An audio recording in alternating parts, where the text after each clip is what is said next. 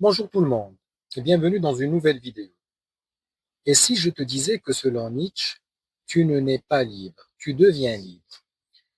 Nietzsche explique que l'être humain traverse trois grandes métamorphoses de l'esprit avant d'atteindre sa vraie puissance intérieure. Ces métamorphoses sont le chameau, le lion et finalement l'enfant. Et si tu comprends ces trois étapes, tu comprendras exactement où tu en es dans ta vie.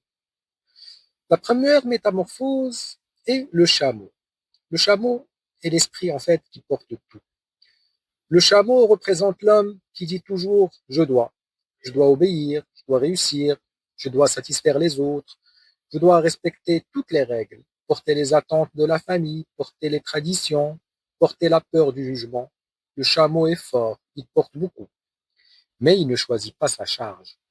C'est quelque part l'élève qui vit pour les notes, l'employé qui vit pour la vie du patron, l'enfant qui vit pour l'approbation, l'adulte qui vit pour ce qu'on va dire. Le chameau vit dans le sacrifice. Il est respecté, mais il n'est pas libre. Beaucoup de gens restent chameaux toute leur vie. Pour la seconde métamorphose dont Nietzsche a parlé, il s'agit du lion, l'esprit qui dit non. Un jour, le chameau arrive à la limite. Il est fatigué de porter, fatigué d'obéir, fatigué de se taire. Alors, il se transforme en lion. Le lion dit une chose, non. Non à la justice, à la soumission, non à la peur, non aux règles stupides. Les vides qu'on nous impose, le lion, en fait, essaie de briser les chaînes. Il ose dire, je ne veux plus, je choisis, je refuse. Mais attention, le lion sait détruire, il ne sait pas encore créer. Le lion est nécessaire pour se libérer. Mais s'il reste lion trop longtemps, il devient agressif, en guerre permanente, en colère contre le monde. Pour ce qui est du troisième type, ou la troisième métamorphose dont Nietzsche a parlé, il s'agit bien évidemment de l'enfant. L'enfant, cet esprit créatif. Après avoir dit non, comme le lion, l'esprit doit encore se transformer en enfant. L'enfant représente la créativité, la spontanéité, le jeu, la légèreté, le courage de recommencer à zéro. L'enfant ne dit pas je dois, je refuse. Il dit simplement je veux, j'ai envie. L'enfant crée ses propres valeurs. Il invente sa propre vie. Il ose sans peur. Il avance sans passé qui le retient.